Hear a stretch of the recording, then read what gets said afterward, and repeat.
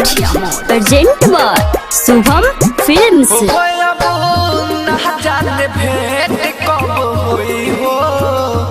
याद कोई कोई दीवाना तोहर रोई हो कोई कोई दीवाना तोहर रोई हो अब ना जाने भेंट कब होई हो याद कोई कोई दीवाना तोहर रोई हो कसहु दिलवा के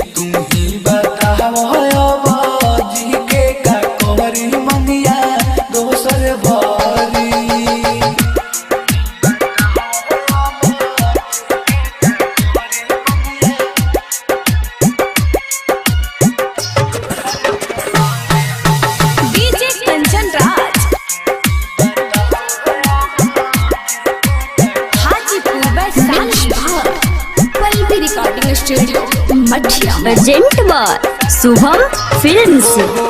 काहे तू बनल गहिलो बुझना पहिने हमें अमर जिते अकेला में रहे कौन कमी काहे तू बनल गहिलो बुझना पहिने हमें अमर जिते अकेला में रहे कौन कमी प्यार उतने करे मुझे तना पारा मत करी प्यार उतने करे मुझे तना पारा मत करी तुम ही बताओ अब जी के का कमरे मंगिया दोसर भरी तुम ही